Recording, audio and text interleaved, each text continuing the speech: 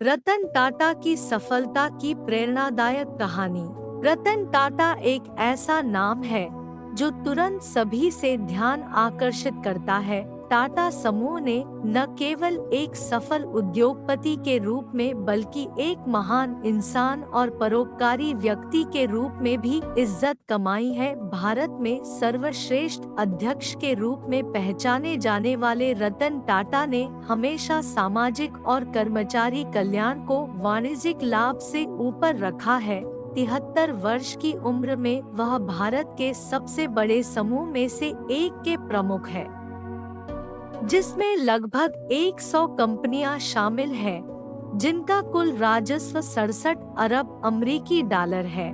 वे 1990 में टाटा सन्स के अध्यक्ष बने और 2016 में फिर से अंतरिम अध्यक्ष के रूप में फिर से चुने गए। अपने कार्यकाल के दौरान टाटा समूह महान ऊंचाइयों तक पहुंच गया। इसके राजस्व में 40 गुना वृद्धि हुई और लाभ में 50 गुना वृद्धि हुई। आइए उनकी जीवन कहानी देखते हैं और उनसे कुछ सीखने का प्रयास करते हैं।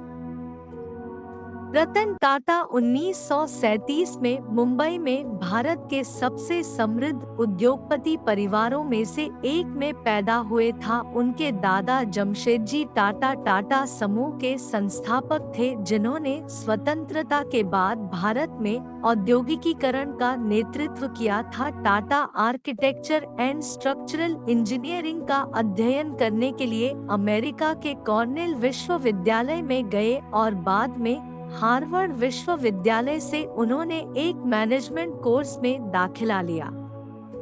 टाटा समूह के भावी अध्यक्ष होने के बावजूद उन्होंने टाटा स्टील डिवीजन में ब्लू कॉलर कर्मचारियों के साथ काम करने वाले मूल स्तर पर अपना करियर शुरू किया। 1971 में टाटा को national radio and electronics company limited का प्रभारी निदेशक नियुक्त किया गया, जिसे पुनरुद्धार की सख्त आवश्यकता थी और उन्होंने इसे बदल दिया। 1990 में उन्होंने टाटा समूह की कमान संभाली और नए युग में सफलतापूर्वक प्रतिस्पर्धा करने के लिए आधुनिकीकृत समूह के व्यावसायिक तरीकों में सुधारों की एक श्रृंखला की शुरुआत की। इस समय के दौरान उन्होंने सभी टाटा कंपनियों को एक ही छाते के नीचे लाने का काम किया। टेटले और जगुआर लैंड रोवर सहित कई कंपनियों का अधिग्रहण किया और न्यूयॉर्क एक्सचेंज में टाटा मोटर्स को सूचीबद्ध किया, जिसने कंपनी को अंतर्राष्ट्रीय मान्यता प्रदान की।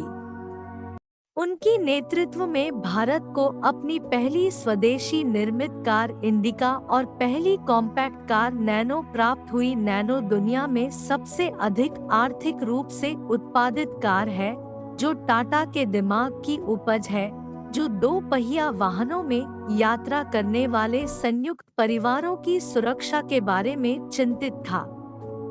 वह परिवर्तन जिन्हें आप देखना चाहते हैं। दर्शन शास्त्र के आधार पर टाटा ने हमेशा नए उद्यमों और संभावित प्रौद्योगिकियों में उत्सुकता दिखाई है। उन्होंने कई स्टार्टअप और अगली पीढ़ी की प्रौद्योगिकियों में कई छोटे एवं बड़े निवेश किए हैं। उन्होंने अमेरिकन एक्सप्रेस के साथ बिटकॉइन उद्यम एब्रा में निवेश किया। इसके अलावा कुछ पुणे आधारित डिजाइनरों के साथ ग्रामीण क्षेत्रों में मार्जिनलाइज्ड सेक्शन को स्वच्छ पेयजल प्रदान करने की योजना चलाने के लिए सहयोग किया। इसका परिणाम स्पष्ट है, जिन्होंने 1000 स्वदेशी उपजल शोधक डिजाइन किए।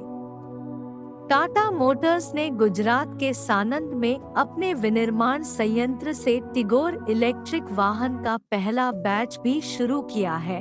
अपने सभी अर्थों में एक सच्चा नेता, टाटा नेतृत्व का एक सच्चा अवतार है, जो हमेशा वाणिज्यिक लाभ से पहले मानवीय लाभ में विश्वास रखते थे। वह ग्रामीण भारत में गुणवत्तापूर्ण जीवन एवं शिक्षा प्रदान करने वाली अनेक परोपकारी गतिविधियों में शामिल हैं। उन्हें अपने जीवन काल में कई महान उपाधियां मिली है। 2000 में भारत सरकार ने उन्हें पद्म भूषण से नवाजा और 2008 में उन्हें पद्म विभूषण प्राप्त हुआ। इसके अलावा उन्हें ओहियो स्टेट यूनिवर्सिटी, वारविक विश्वविद्यालय और Asian institute of technology Bangkok से ऑनरी डॉक्टरेट सहित कई अंतर्राष्ट्रीय पुरस्कारों से सम्मानित किया गया। उनका भाग्य जीबीपी 300 मिलियन की चौंका देने वाली मात्रा के साथ खड़ा है। लेकिन वह टाटा समूह के विशाल समूह में 1% से भी कम के मालिक है। टाटा समूह के अधिकांश शेयर कई धर्मार्थ ट्रस्टों के स्वामित्व में है, जो कई परोपकारी गतिविधियों को वित्त पोषित करते हैं। एक असाधारण इंसान और उद्योगपति आश्चर्यजनक रूप से रतन टाटा फोर्ब्स अरबपतियों की सूची में कभी भी शामिल नहीं हुए हैं।